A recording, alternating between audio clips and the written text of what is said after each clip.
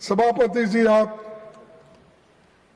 अभी public examination amendment bill 2026 में जो यहाँ चर्चा के लिए आई है, उसमें सिर्फ आंकड़े बदले हैं।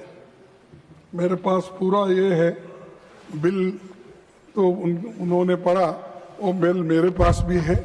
इसमें सिर्फ आंकड़े बदलते गए, उससे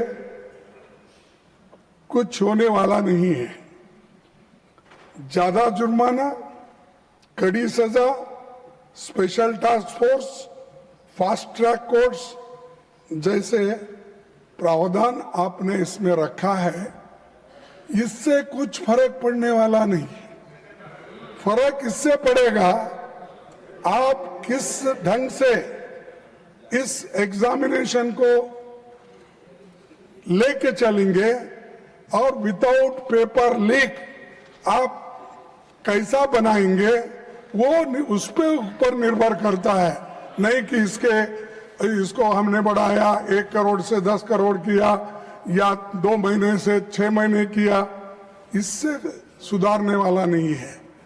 तो इसलिए मेरा कहना यह है कि ये तो नई बात तो नहीं है, लेकिन ये जो मजबूत कानून लाने के लिए हमने 2024 में ही इसकी मांग रखी थी, लेकिन तब आपने हमारी इस बात को नहीं माना और उधर से अभी अपने भाषण में कहा कि आप लोगों ने नहीं माना। लेकिन इस मजबूत कानून को ठीक करने के लिए हम बार बार आपके सामने कहते रहे, लेकिन आप किए नहीं। लेकिन 2 साल के बाद आप जो काम कर रहे हैं उसे 2024 में ही क्यों नहीं किया? तो अब कर रहे हैं 2024 में, यानी 2 साल पहले आप क्यों नहीं किए? क्योंकि तब आपको राजनीति करनी थी। लोकसभा चुनाव सामने थे।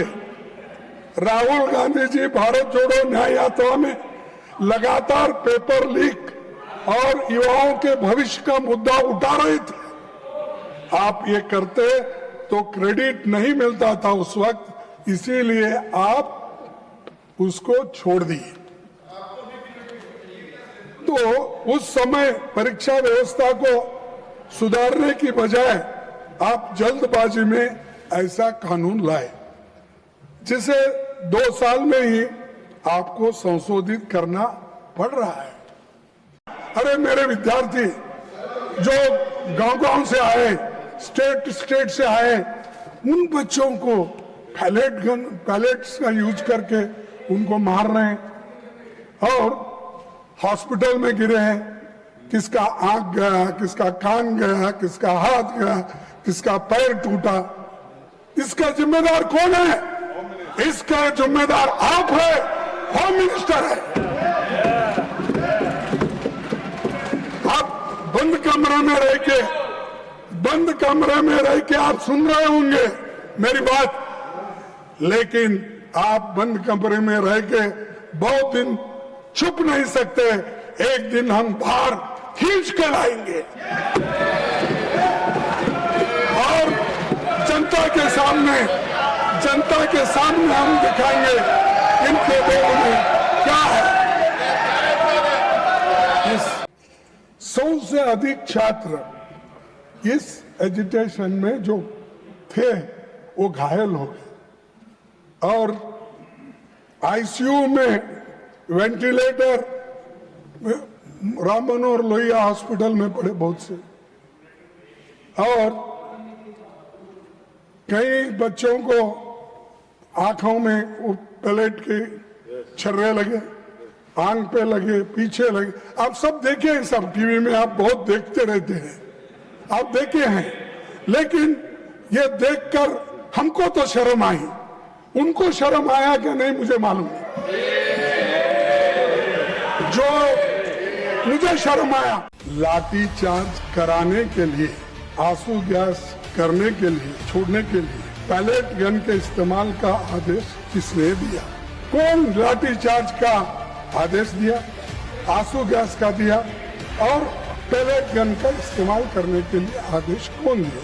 न आप स्टेटमेंट दे सकते थे, लेकिन आप नहीं, क्योंकि आप होम मिनिस्टर को हिफाजत करना चाहते हैं, लेकिन बहुत दिन हिफाजत नहीं कर सकते। नहीं होता साहब, अगर आदमी झूठ बोलता है तो एक बार उसका बाहर निकलना पड़ेगा। बंटवार आपके लोग आए, सादे कपड़ों में छात्रों को पीटने वाले लोग कौन थे? दिल्ली पुलिस किसके अधीन है? सीआरपीएफ एंड रैपिड फोर्स किसके आदेश पर काम करता है? इस पूरे घटनाक्रम का सर्वोच्च सूत्रधार कौन थे? कौन थे? अच्छा, मुझे मालूम नहीं। देश इन सवालों का जवाब चाहता है। अगर गृह मंत्री इनके जवाब नहीं दे सकते तो उन्हें इस्तीफा देना चाहिए। इन सवालों का जवाब अगर उनके पास नहीं है, अगर वो सफाई नहीं दे सकते यहाँ आकर, वो सदन में आकर ही देना, मैं बाहर पूछ रहा हूँ थोड़ी, तो आना और वो देना चाहिए। और खासकर इस कारणों के लिए, इस वजह से वो जिम्मेदार है, उनको इस्तीफा देना चाहिए और प्रधानमंत्री उनको पूछना चाहिए। लेकिन प्रधानमंत्री की हिम्मत होती है या नहीं मुझे मालूम नहीं, लेकिन ये उसके जिम्मेदार है। जो चीजें मैं आपके सामने रखा, अगर वे इस्तीफा नहीं देते तो प्रधानमंत्री को उन्हें पद से हटाया जाना चाहिए और दूसरे बर्खास्त करना चाहिए। एक बात बता दो, आप शिक्षा में सुधार लाना चाहिए, सबको समान और न्यायपूर्ण शिक्षा देंगे। और आपका ये भी कहना है कि जो विश्वविद्यालय है उसमें अच्छे टीचर्स डालना है, अच्छे वाइस चांसलर आना है, लेकिन उसमें ये भी आ रहा है, सिलेबस जो बदल रहे हैं आप, उसमें ये भी आ रहा है। ये क्या है? शूद्र के वेद पाठ सुनने पर शीशे और जस्ते से उनके कान भर दिए जाए। वेद के अक्षर का उच्चारण करने से, सर, वेद के अक्षर का उच्चारण करने पर उसकी जीभ काट ली जाए तथा वेद मंत्र धारण करने पर उसका शरीर काट डालना चाहिए। ये इसमें लिखा हुआ है। सभापति जी, सरकार की नाकामी के सबसे ताजा मिसाल नीट यूजी 2026 है, जिसमें 22 लाख से अधिक छात्र बैठे थे। पेपर लीक हुआ, परीक्षा रद्द करनी पड़ी और बाद में पता चला कि परीक्षा से लगभग 15 दिन पहले बाजार में पेपर गुम रहा था। जांच में पता चला कि शिक्षा तंत्र में घुसा एक संगठित नेटवर्क नासिक, सीकर, दिल्ली, जम्मू कश्मीर, बिहार, केरला और उत्तराखंड तक ये फैला हुआ था। गिरोह खुलेआम काम कर रहा था, पर सरकार सोई हुई थी। क्या आपके पास इंटेलिजेंस नहीं है? क्या आपके पास आईबी नहीं है? क्या हर स्टेट, आपके हर जगह तो डबल इंजन है, सरकार है, डबल इंजन सरकार, क्या वो लोग इंफॉर्मेशन नहीं देते? क्या आप कलेक्ट नहीं करते? तो समय नहीं है सब व्यवस्था उनके पास, लेकिन समय नहीं, इसको सुलझाने के लिए समय नहीं, उसीलिए वो ऐसा हुआ। मैं पूछता हूं कि आपकी केंद्र और राज्य की खुफिया एजेंसी क्या कर रही थी, तो उसका जवाब उनके पास नहीं है।